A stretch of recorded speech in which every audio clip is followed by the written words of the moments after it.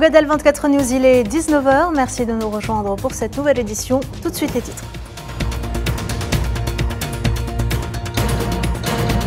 Après Gaza, c'est au tour de la Cisjordanie occupée. Les forces d'occupation poursuivent leur raid d'agression sur Jenin pour le 4e jour consécutif, alors que l'ONU dénonce l'usage de méthodes de guerre par l'entité sioniste.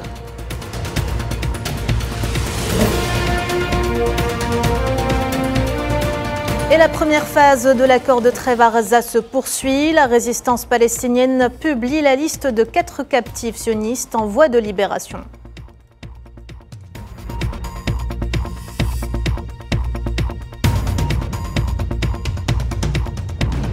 Plusieurs violations du cessez-le-feu à Gaza ont été enregistrées. La défense civile palestinienne fait état d'au moins 20 Palestiniens tombés en martyre à Rafah depuis la mise en œuvre de l'accord.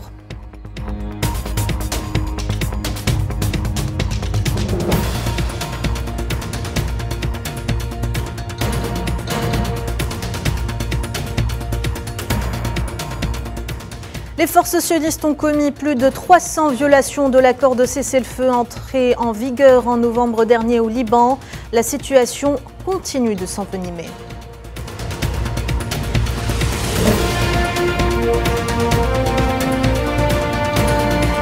Et enfin, renforcement de la coopération culturelle algéro-italienne avec la visite du ministre italien de la Culture à Alger. L'accord cinématographique bilatéral au menu des discussions.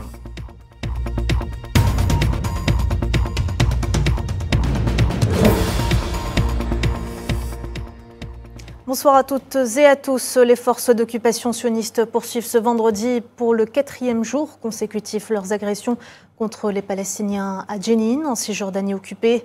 Bilan au moins 12 martyrs. Les détails avec Asma Laïd. Après Gaza, la Cisjordanie est dans la ligne de mire du bourreau sioniste. Les forces d'occupation sionistes poursuivaient vendredi pour le 4e jour consécutif leur agression contre les Palestiniens à Jenin, faisant passer le nombre de martyrs à 12 et provoquant des destructions généralisées d'infrastructures et de biens et de civils. Notre bureau a vérifié qu'au moins 12 Palestiniens ont été tués, 40 blessés par les forces de sécurité israéliennes depuis mardi, la plupart d'entre eux n'étant apparemment pas armés. Parmi les blessés se trouvent un médecin et 2 infirmières. Tous les meurtres commis dans le cadre de l'application de la loi doivent faire l'objet d'une enquête approfondie et indépendante, et les responsables de ces homicides illégaux doivent rendre des comptes. Depuis lundi, les forces d'occupation sionistes installent des portes en fer aux entrées des villes et villages de Cisjordanie occupée, isolant les différents camps palestiniens et leur population, limitant ainsi la liberté de circulation des Palestiniens et imposant des sanctions inhumaines et collectives. Après des semaines de violence perpétrées par les forces de sécurité israéliennes à Jenin, plus de 3000 familles auraient été déplacées. Les services essentiels comme l'eau et l'électricité sont interrompus depuis des semaines. Les forces de sécurité israéliennes ont également fermé les entrées des principales villes palestiniennes, fermé les points de contrôle et procédé à de longues fouilles individuelles des véhicules dans ceux qui sont restés ouverts. Le vice-gouverneur de Jenin, Mansour Es-Saadi, a mis en garde contre un plan militaire des forces d'occupation sionistes visant à mener une invasion à grande échelle du camp de réfugiés de Jenin dans le nord de la Cisjordanie occupée, similaire à celle de Gaza. Un air de déjà-vu règne sur Jenin ces derniers jours. Les Palestiniens du gouvernorat se retrouvent contraints à quitter leur maison à pied et dans le froid hivernal en raison de l'intensification des raids d'agression sioniste dans la région. On écoute ces témoignages.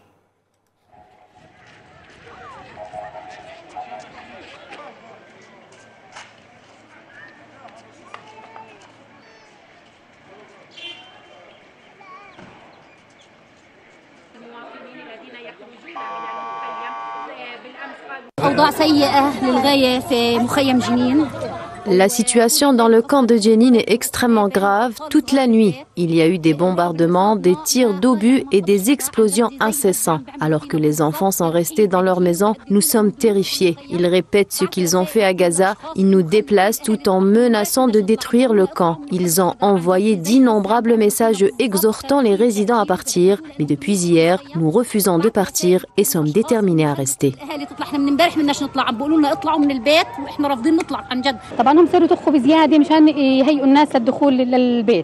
Les soldats israéliens ont essuyé des tirs nourris pour faire comprendre qu'ils étaient sur le point d'entrer dans la maison. Ils ont enfoncé la porte et sont entrés. Je suis sortie et je leur ai dit de se calmer et qu'il n'y avait personne. Le soldat israélien nous a demandé de tous sortir. Mon mari et mes 2 enfants étaient avec moi. Nous nous sommes assis dehors et le soldat m'a dit de rester avec eux. Il a vérifié leurs papiers d'identité, les a fouillés et les a autorisés à sortir. Il a ensuite écrit sur mon téléphone que nous avions 15 minutes pour rassembler nos affaires et partir.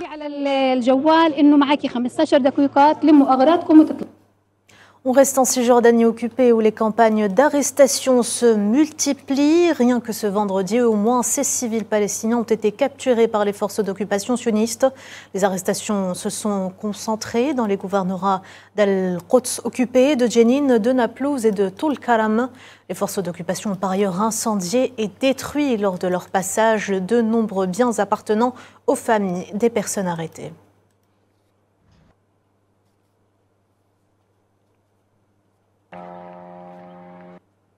Et dans ce contexte, l'ONU a dénoncé ce vendredi l'usage par l'entité sioniste de méthodes de guerre et le recours illégal à la force létale à Jenin, en Cisjordanie occupée, notant que ces agressions sont en violation flagrante du droit international et risquent de plonger la région dans un énième chaos.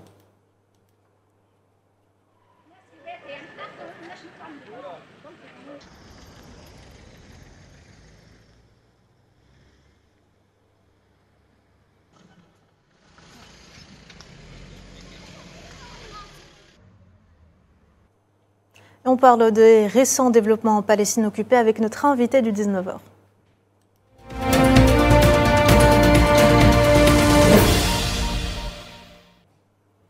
Avec nous ce soir, Amjad Chihab, professeur de sciences politiques à l'université d'Al-Quds. Amjad Chihab, bonsoir, merci d'être avec nous ce soir. Bonsoir, merci de m'avoir invité. Avec plaisir. Alors Amjad Chihab, l'escalade des agressions menées par l'armée d'occupation sioniste en Cisjordanie occupée devient de plus en plus préoccupante alors qu'on sort à peine de 14 mois de génocide à Gaza. Comment analysez-vous cette situation ? Oui, c'était déjà préparé ça. Ils ont un objectif d'éradiquer la résistance palestinienne en Cisjordanie. Et ils voulaient préparer les terrains pour une annexion officielle, parce que parmi les promesses de la future président actuel, président Trump, c'était d'accepter et de reconnaître l'annexion officielle de soi-disant zone C, qui stipule à peu près 62% de la superficie totale de la Cisjordanie. Et à partir de là, ils voulaient chercher à éradiquer la résistance. Je pense qu'ils vont détruire beaucoup de maisons dans le camp de réfugiés de Jenin, parce que le camp de réfugiés de Jenin est considéré comme le symbole de la résistance palestinienne en Cisjordanie. Et il a une importance majeure pour aller à notre camp de réfugiés, que ce soit à Tulkarem, à Qalqilia, à Nablus, à Salfit, dans les autres villes où se trouvent des résistances militaires palestiniennes contre l'occupation palestinienne. Et malheureusement, ils ont avancé, il n'y a pas de condamnation, tout le monde se concentre sur l'affaire de Gaza, sur l'accord de trêve avec la bande de Gaza et l'échange de prisonniers, mais ils ont aussi un plan de forcer les habitants du village d'aller dans les grandes villes et de diviser toute la Cisjordanie avec à peu près 900 barrages militaires et de préparer au maximum une accélération de colonisation, aussi un changement de route qui est utilisé par le colon et les Palestiniens, et surtout de faire des pressions avec punition collective, et de retarder les gens d'arriver à leur travail ou d'arriver à leur domicile, et pour leur forcer à commencer à réfléchir sérieusement, de quitter la Cisjordanie, de chercher d'autres endroits, et il les indique avec des cartes géographiques d'aller vers la Jordanie ou aller vers d'autres pays. Et les colons le disent clairement, vous n'avez pas d'avenir ici, et il faut mieux de partir maintenant que de partir après beaucoup de souffrance.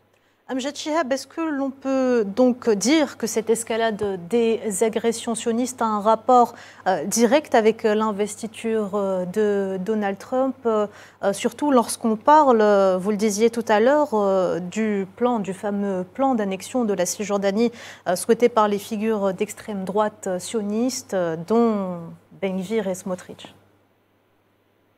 Oui, et ce qui confirme ça, et qu'il a invité le chef de colons en Cisjordanie.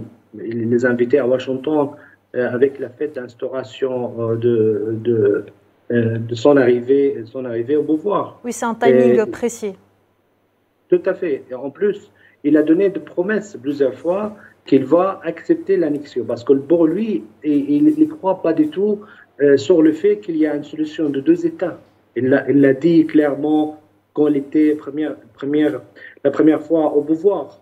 Il a accepté de reconnaître Jérusalem comme capitale éternelle pour l'État juif. Et aussi, il a accepté l'annexion de plateau de Golan, qui appartient à la Syrie. Et à cause des pressions à l'époque, il a retardé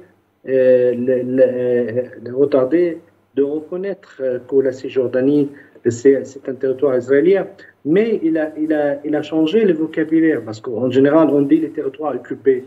Si vous entrez dans le ministre des Affaires étrangères américain aujourd'hui, ils ont changé la nomination des territoires en Cisjordanie, ils indiquent que c'est Yehuda wa Samira, et ça, c'est un changement total par rapport à la politique américaine depuis l'occupation en 1967 du territoire de Cisjordanie. Et ça, c'est un signe négatif d'un changement peut-être de la politique étrangère. Et oui. Il a donné beaucoup de promesses. D'ailleurs, l'un des premiers décrets signés, pardon, excusez-moi, Amjad Chihab, l'un des premiers décrets signés par Donald Trump juste après son investiture concernait justement la levée de sanctions contre les colons sionistes extrémistes qui étaient impliqués dans plusieurs exactions caractérisées en Cisjordanie occupée, n'est-ce pas?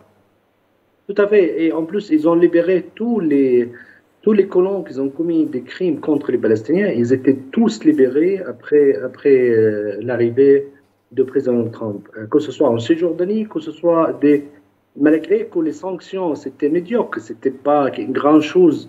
Et malgré ça, il a décidé de lever toutes les sanctions contre les colons et surtout les marchandises de colonies qui est considéré comme territoire israélien. Et ça, c'est complètement contraire au droit international.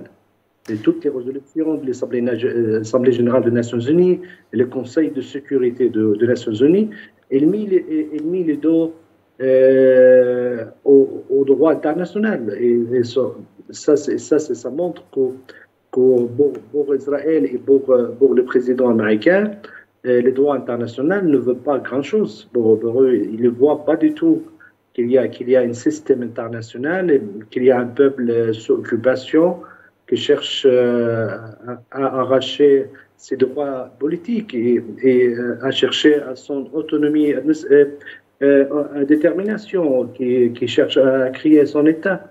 Et malheureusement, ils voient l'affaire palestinienne comme une affaire commerciale, et ils cherchent à réduire la cause palestinienne simplement pour une cause humanitaire qui a besoin des aides, a besoin des privilèges économiques, et lever le niveau de vie des Palestiniens, c'est tout ce qui les intéresse. ils ne pensent pas qu'ils ont de droit à l'autodétermination comme les autres peuples dans le monde. Amjad Chihab, Jenin a pris des airs de Gaza ces derniers jours. On l'a vu d'ailleurs avec les centaines de familles palestiniennes qui ont été contraintes au déplacement forcé. Pensez-vous que l'extrême droite sioniste a pour objectif d'appliquer le même schéma qui a été appliqué sur Gaza? Je pense, oui, mais ce qu'on le ressent est clairement qu'ils vont utiliser la carte de la bande de Gaza pour faire des chantages. On laisse la bande de Gaza dans l'état catastrophique où elle se trouve.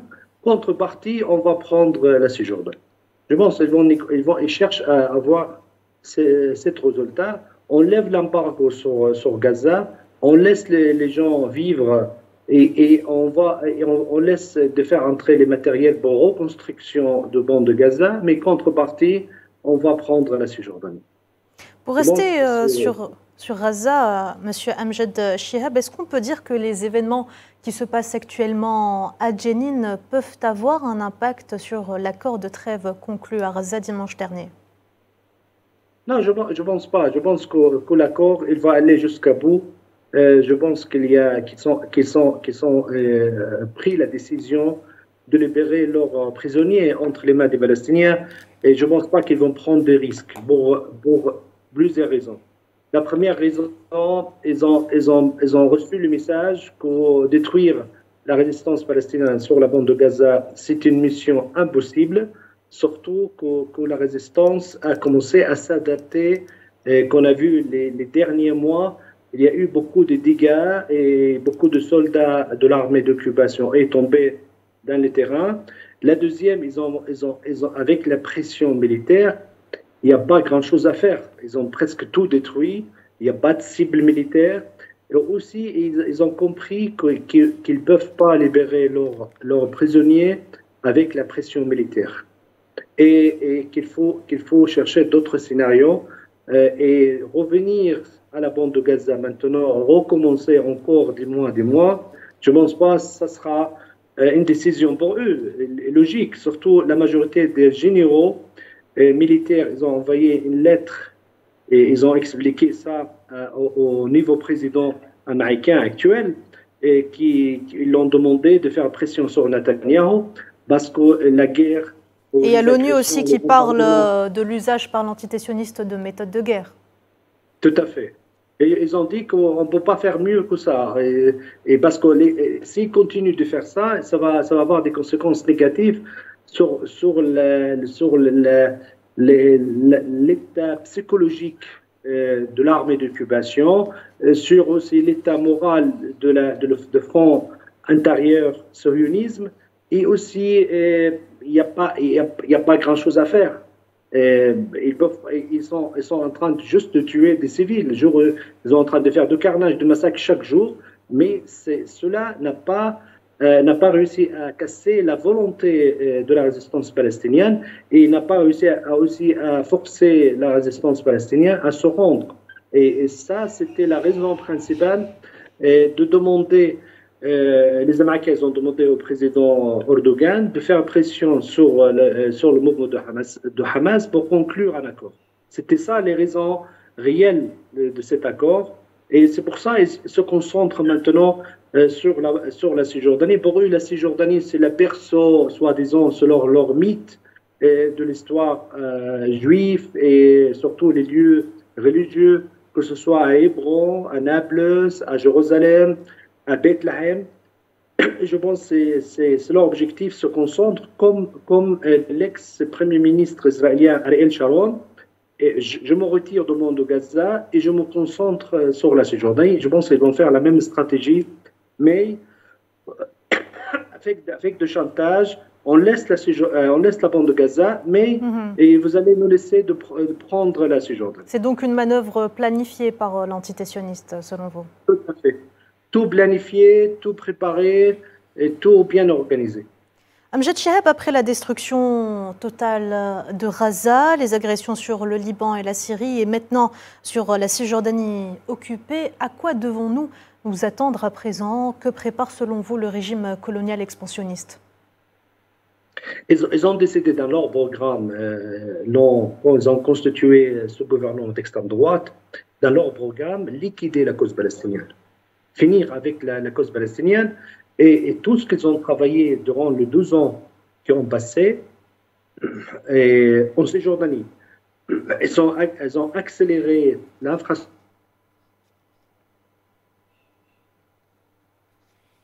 La connexion vient de se couper avec Amjad Chihab. On vous remercie d'avoir répondu à nos questions. Ah, Amjad Chihab est de retour. Amjad Chihab, vous m'entendez? Tout à fait. Oui, ils ont accéléré la colonisation, ils ont fait d'infrastructures pour contrôler complètement la Cisjordanie. Aujourd'hui, la Cisjordanie est complètement sous le contrôle militaire. Ils voulaient juste avoir une reconnaissance politique. Mais implicitement, ils contrôlent complètement. Il y a 800 000 colons dans les territoires de Cisjordanie. On voit la carte, c'est des territoires morcelés. Il n'y a pas de continuité territoriale, et comme des archipels dans l'océan. Et ça montre que l'idée de créer un État palestinien, ça devient impossible sur les conditions actuelles, et surtout, ça ne remplit pas les critères ni politiques ni juridiques pour créer un État. Ils ont complètement avorté l'idée de créer un État palestinien. Je pense qu'ils sont arrivés à un certain point et qu'ils voulaient juste une reconnaissance politique qu'on va annexer. Et si les Palestiniens voulaient faire quelque chose, ils peuvent le faire dans la bande de Gaza. Et quel serait le plan, selon vous, au niveau régional, Amjad Chihab? Il y a une faible position du monde arabe. Il profite parce que le monde arabe n'a pas réussi à stopper les massacres qui a duré 15 mois. Et la communauté internationale était complètement absente. Il n'était pas efficace aussi pour stopper Netanyahou. Et tout le monde a vu des massacres et de carnage en direct. Et ça, pour eux, c'est une véritable victoire. Ils peuvent faire tout ce qu'ils veulent. C'est le véritable danger d'arriver, M. Trump, et de faire tout ce qu'il veut au Proche-Orient. Et parce qu'on les voit, il n'y a pas des réactions importantes.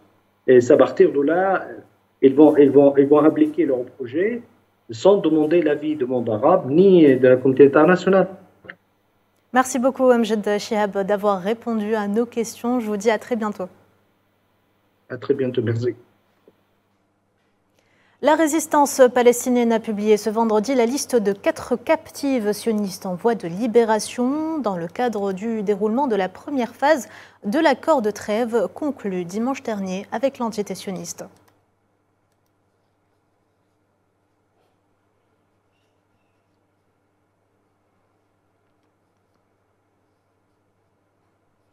Et depuis la mise en œuvre de cet accord de trêve, la défense civile palestinienne a fait état d'au moins 20 Palestiniens tombés en martyrs à Rafah, au sud de l'enclave.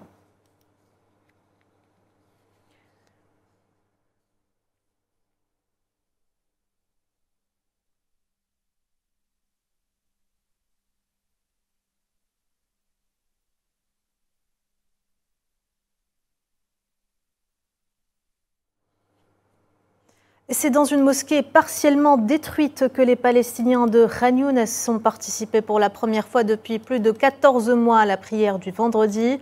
Un rassemblement possible depuis l'entrée en vigueur de l'accord de trêve conclu entre le Hamas et l'entité sioniste.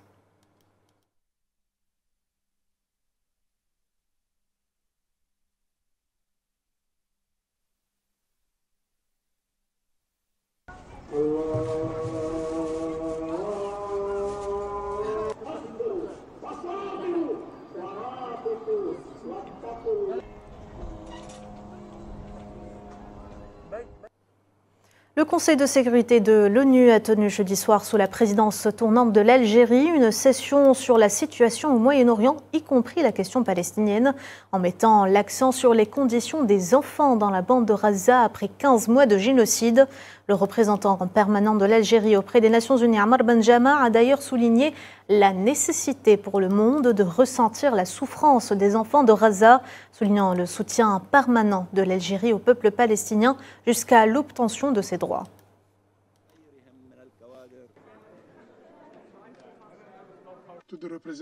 Crucial to voice the suffering Il est crucial de faire entendre la voix des souffrances des enfants palestiniens qui subissent encore les conséquences des attaques meurtrières contre la population civile menées par la puissance occupante israélienne depuis plus de 15 mois, 470 jours. Des attaques qui ont conduit à des chiffres ahurissants, des milliers d'enfants blessés, parmi lesquels le plus grand nombre d'enfants amputés de l'histoire moderne. Et de son côté, le représentant permanent de la Palestine auprès de l'ONU, Riyad Mansour, a appelé à la libération immédiate des milliers de médecins, journalistes et universitaires palestiniens enlevés par l'entité sioniste.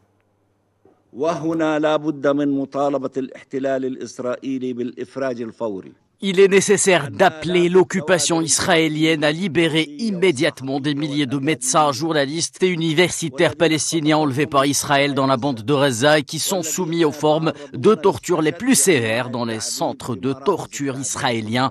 Gaza ne peut pas se rétablir sans le retour de ses fils enlevés par Israël dans la bande de Gaza comme le docteur Hossam Abou Safiya et le docteur Mahanna et d'autres membres du personnel médical. Les aides humanitaires continuent d'être acheminées dans la bande de Gaza. Les camions se suivent en file indienne depuis dimanche dernier. Selon le Bureau de la coordination des affaires humanitaires des Nations Unies, 653 camions d'aide sont entrés hier dans l'enclave palestinienne.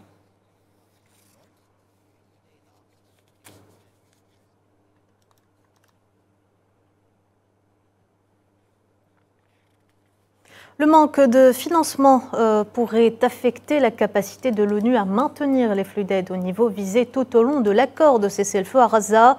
Ce sont là les déclarations du coordinateur humanitaire pour les territoires palestiniens occupés, Mohamed Hadi. Ce dernier estime que le financement reste un problème qui pourrait ralentir le passage à la deuxième phase de l'accord de trêve.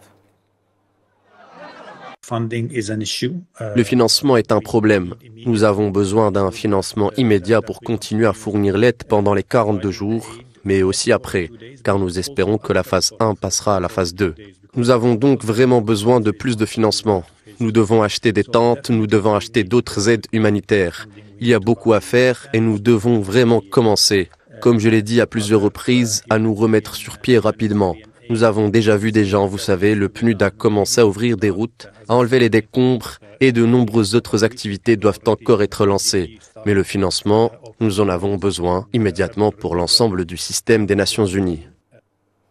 Autre problème qui se pose à Gaza, celui des logements. Aujourd'hui, ils sont 1,9 million de Palestiniens à être sans abri selon l'UNRWA. L'agence a par ailleurs averti que les efforts de reconstruction pourraient prendre des années après le génocide commis par les forces d'occupation sionistes. Pour rappel, 99% des infrastructures de Gaza ont été réduites en poussière selon les chiffres de l'ONU.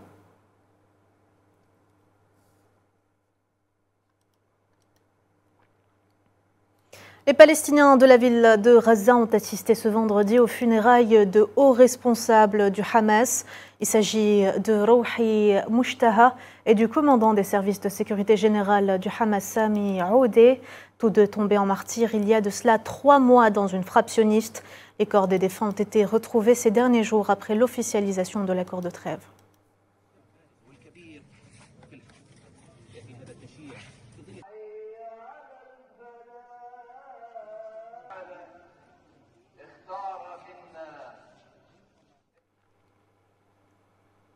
On en parlait tout à l'heure en titre. Les forces sionistes ont commis plus de 300 violations de l'accord de cessez-le-feu au Liban entré en vigueur en novembre dernier.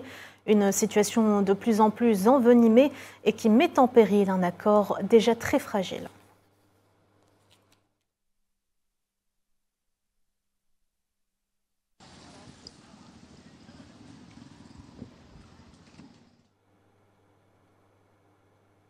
Et dans le reste de l'actualité, les médias français s'en prennent une nouvelle fois à l'eurodéputée franco-palestinienne Rima Hassan. Cette dernière est la cible depuis plusieurs mois d'un acharnement médiatique en raison de ses prises de position au Parlement européen. Mohamed Wali Ben Sha'ban. Vous ne pouvez pas me censurer sur ça. On ne vous censure Ce n'est pas la première fois. Les médias français s'acharnent de nouveau contre l'eurodéputée franco-palestinienne Rima Hassan, membre du parti La France Insoumise. La parlementaire fait l'objet d'un véritable lynchage médiatique, clouée au pilori pour ses positions au Parlement européen en faveur du respect de la souveraineté de l'État algérien et d'une ligne critique qui transige avec la séquence du moment qui consiste en des attaques tous azimuts contre l'Algérie.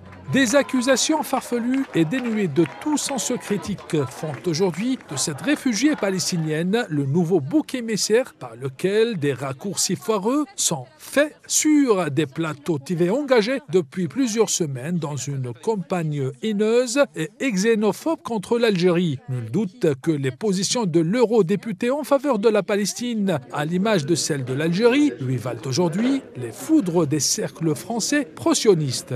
Ma voix, je crois qu'elle a beaucoup dérangé dans le cadre de cette campagne pour ça, parce que je suis pas juste d'origine palestinienne, je suis une descendante de la Nakba, je suis une enfant de la Nakba, je suis une enfant des camps de réfugiés. C'est-à-dire que mon historique, l'histoire de ma famille tend à rappeler ce que Israël nous fait subir depuis sa création, à savoir un processus de nettoyage ethnique. Et effectivement, quand on est à 5... C'est le titre du livre de Meul. Tout à fait. Quand on est à 5 générations plus tard et que j'arrive effectivement au Parlement pour rappeler ces dimensions aussi historiques de la souffrance du peuple palestinien, ça dérange. Parce que moi, je ne suis pas là pour dire que ça a commencé le 7 octobre.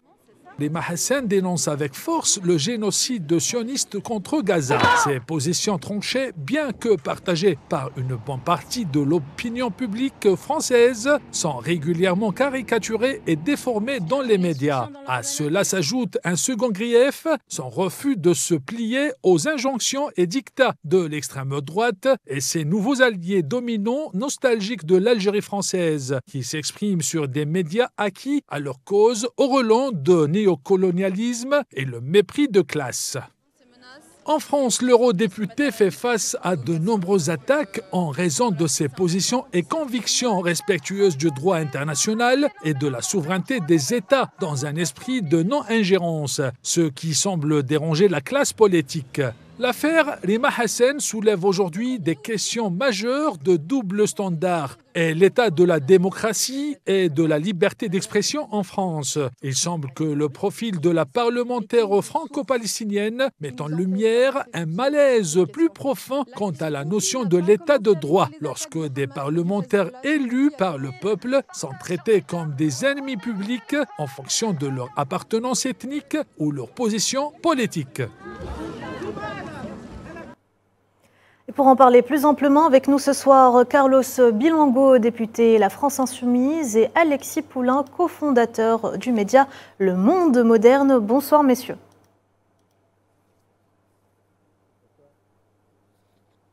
Alors je vais commencer avec vous, Carlos Bilongo. Quelle est votre réaction par rapport à la campagne médiatique haineuse dirigée contre l'eurodéputé LFI Rima Hassan ?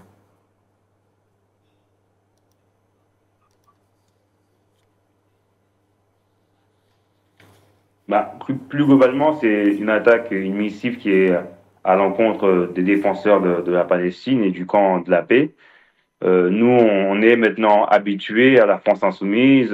Les attaques subies par Rima Hassan sont habituelles et ils chercheront à chaque fois un sujet sur lequel taper sur nous parce que nous sommes des adversaires politiques avec une vision différente, que ce soit une vision nationale mais aussi une vision internationale, donc surtout sur le sujet du Moyen-Orient. Oui, très bien. Je me tourne vers vous à présent, Alexis Poulain. Les attaques ciblant des voix dissidentes en France se multiplient, mais s'inscrivent aussi dans un cadre de double standard en fonction des intérêts de la classe dominante.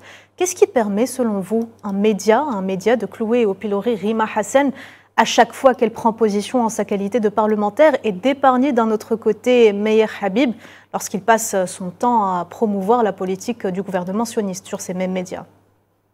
C'est la ligne éditoriale, évidemment, des médias, vous venez de le dire, en partie, et aussi un jeu politique en France qui est globalement tenu aujourd'hui avec la place de l'extrême droite du Rassemblement national qui a pris beaucoup d'importance. Et bien sûr, la situation diplomatique entre la France et l'Algérie, extrêmement tendue, qui fait qu'il y a là de l'instrumentalisation de la part de Bruno Retailleau, notamment ministre de l'Intérieur, pour envenimer les choses, ou du moins essayer de lancer un bras de fer entre la France et l'Algérie sur tous les dossiers possibles et imaginables. C'est peut-être aussi un moyen de faire diversion sur les réels problèmes internes de la France. Alors oui, puisqu'en France, comme vous le savez, on a une instabilité politique énorme depuis la dissolution de l'an dernier. Emmanuel Macron est à 18% de Français satisfaits de son action. La France est endettée de manière tragique et nous n'avons toujours pas de budget. On a l'impression qu'il y a une improvisation au sommet de l'État, des questions qui se posent évidemment. Donc sur le principe d'agiter en fait des drapeaux à l'international sans rien faire, puisque la diplomatie française a été discréditée depuis ce qui s'est passé à Gaza. On l'a vu avec Emmanuel Macron qui disait tout et son contraire le jour même, avec une France qui ne reconnaissait pas l'aspect génocidaire de l'action israélienne à Gaza et qui, de l'autre côté, essayait quand même de faire en sorte que sa voix soit entendue. Donc c'est aujourd'hui un pis-aller qui permet d'animer un débat public, politique, sans vraiment changer quoi que ce soit et qui antagonise les camps politiques. Je reviens vers vous à présent, Carlos Bilongo. Alexis Poulain vient de l'expliquer. Comment expliquez-vous à votre tour l'acharnement de l'extrême droite et du ministre de l'Intérieur à l'encontre de l'Algérie? Et est-ce que cela risque de déteindre sur l'avenir des relations entre l'Algérie et la France?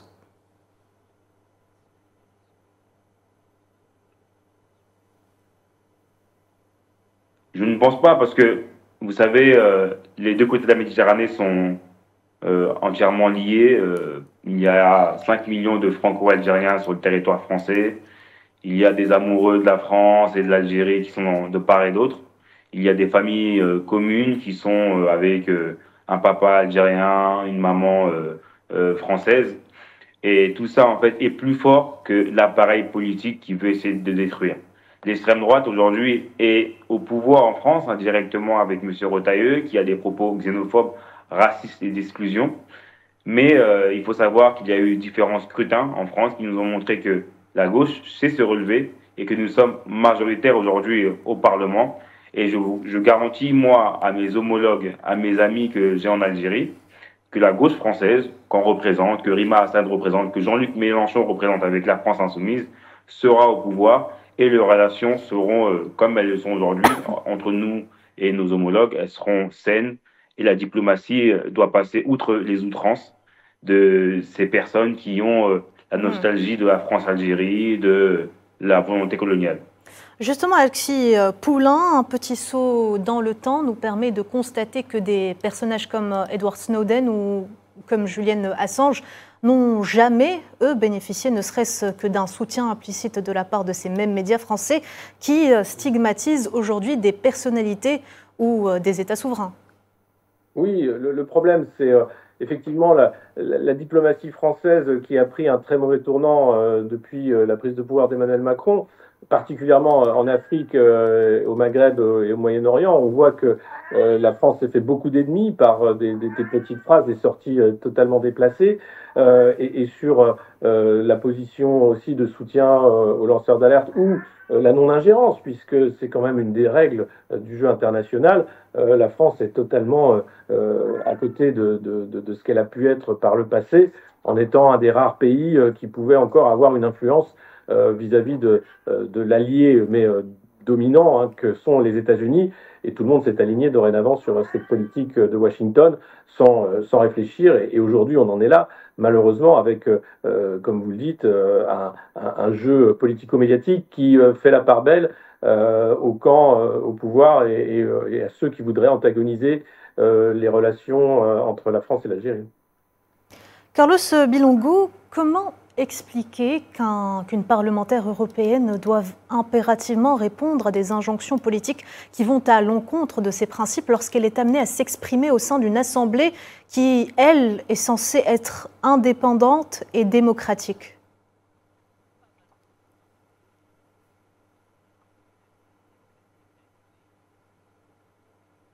c'est totalement contradictoire leur façon de procéder. C'est qu'on a une eurodéputée qui vote comme elle veut. Du coup, elle a un droit de vote comme l'ensemble des eurodéputés et elle vote ce qu'elle veut. Elle n'a pas à recevoir d'injonction le lendemain ou à recevoir un harcèlement médiatique pour lui dire elle n'a pas voté ça, elle n'a pas voté ci. Surtout qui est un dossier très très espiègle et vicieux parce qu'il y a plein de sujets importants, comme vous l'avez évoqué, où il n'y a jamais de rebond médiatique sur des sujets importants. Et là, c'est totalement hypocrite, mais encore une fois, ça répond à un agenda politique d'une minorité médiatique qui veut faire un semblant de convaincre les masses.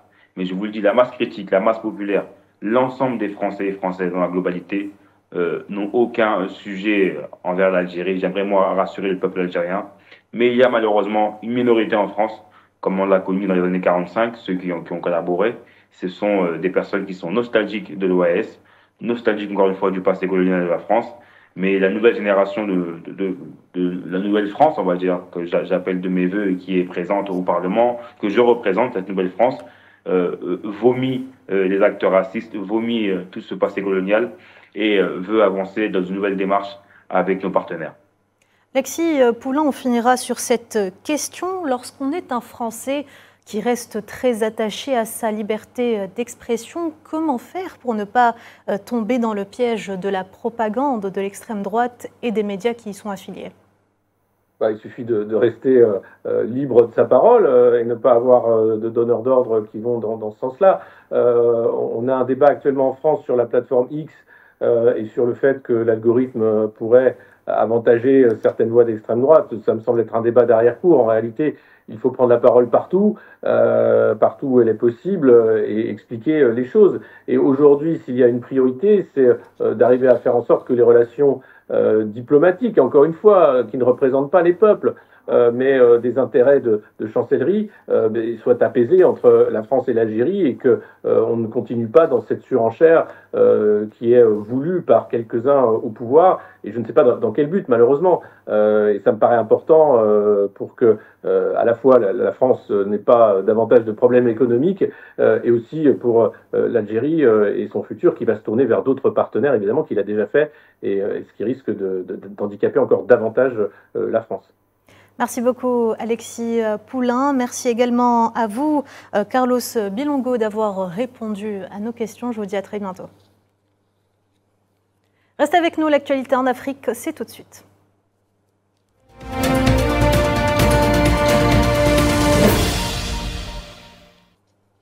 Coopération énergétique entre Alger et Niamey. La société algérienne Sonelgaz a présenté jeudi une importante proposition d'investissement dans le secteur énergétique au Niger. Lors d'une visioconférence avec la direction de Nigélec, le PDG de Sonelgaz, Mourad Adjel, a notamment proposé la réalisation d'une centrale électrique, marquant ainsi une nouvelle étape dans le partenariat énergétique bilatéral.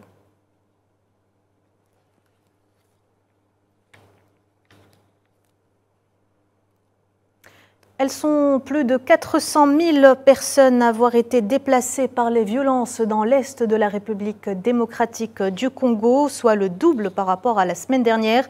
C'est ce qu'ont indiqué ce vendredi des agences de l'ONU, avertissant qu'une attaque sur Goma quasiment encerclée par les rebelles M23 serait catastrophique.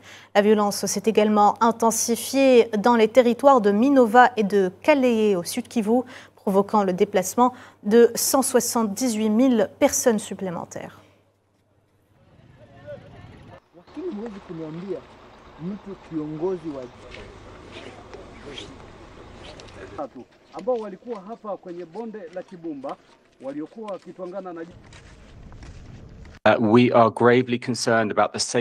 Nous sommes gravement préoccupés par la sécurité des civils et des personnes déplacées à l'intérieur du pays, dans l'est de la RDC. Le conflit s'intensifie dans les provinces du sud et du nord Kivu. Le nombre de déplacements est désormais de plus de 400 000 personnes rien que pour cette année, soit presque le double du nombre signalé la semaine dernière. On passe au reste de l'actualité internationale. En France, un policier sera bientôt jugé par une cour criminelle pour avoir éborgné Jérôme Rodriguez, figure du mouvement des Gilets jaunes. Cet homme avait été touché à l'œil par une grenade de désencerclement lors d'une manifestation à Paris en janvier 2019. L'accusé encourt jusqu'à 15 ans de réclusion criminelle. Je vous propose d'ailleurs de réécouter ce témoignage poignant de la victime.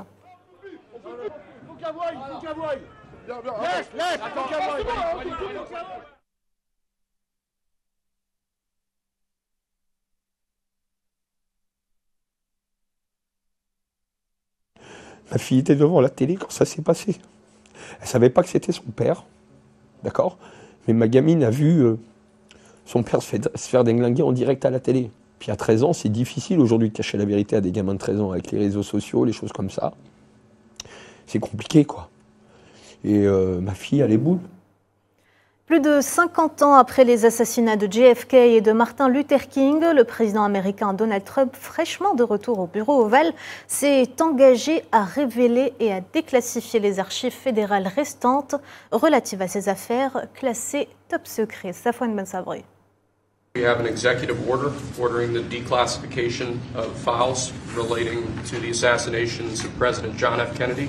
Il aura fallu 61 ans d'attente et une dizaine de présidents pour la déclassification des archives nationales concernant les assassinats de Martin Luther King, Robert Kennedy, mais aussi les plus attendus, celle de John Fitzgerald Kennedy.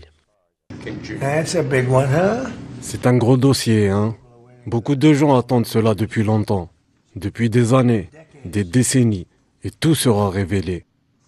L'ordre signé par le fraîchement élu Donald Trump sera par ailleurs paraphé par Robert Fitzgerald Kennedy Jr., le fils de Robert Kennedy, désormais ministre de la Santé sous l'administration Trump. Selon lui, l'assassinat de son oncle JFK serait ce qu'on appelle un inside job, comprenait un complot interne, fomenté dans ce cas-là par la toute-puissante CIA. Il a aussi évoqué l'implication de l'agence de renseignement dans l'assassinat de son père. Alors candidat à la présidentielle en 1968, les preuves seraient accablantes. Plus de 50 ans après l'assassinat de ces trois personnalités qui ont marqué le XXe siècle des États-Unis, la Maison-Blanche a déclaré que les familles et le peuple américain méritaient la transparence et la vérité, et ce, dans l'intérêt national. Trump avait promis durant sa campagne électorale d'ouvrir le dossier, c'est désormais chose faite. En 2022, les archives nationales américaines avaient rendu public plus de 13 000 documents, mais l'administration Biden avait bloqué la publication de milliers d'autres. Raison évoquée, sécurité nationale. Martin Luther King, activiste majeur pour les droits civiques, a lui aussi été assassiné le 4 avril 1968 par un suprémaciste blanc. Les enfants de Luther ont exprimé plusieurs fois leurs doutes sur la culpabilité de celui qui a été mis en cause.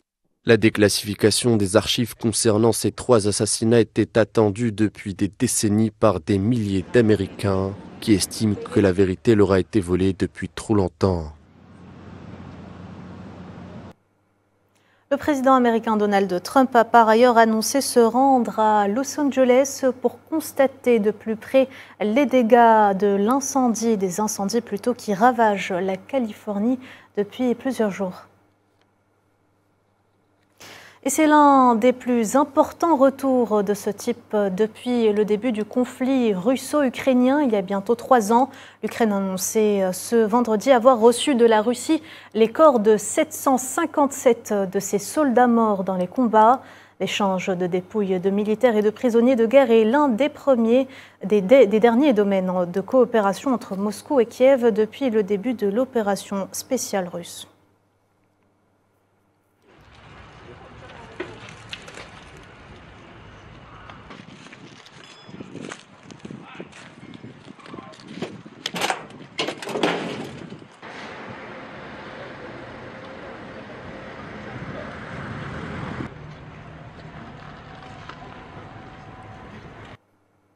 Et pour finir cette édition, on va parler de la coopération culturelle algéro-italienne. Le ministre algérien de la Culture et des Arts, Zoher Bellello, a eu jeudi à Alger des entretiens bilatéraux avec son homologue italien Alessandro Giuli.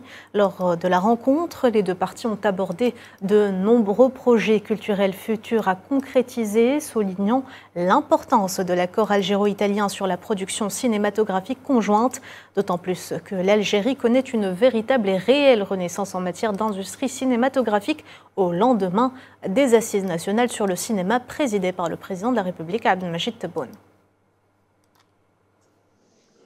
Préciser qu'il y a des barrières et fertiles à travers les Phéniciens et Assyriens. Sont présents ici dans cette salle. Je voudrais souligner l'importance.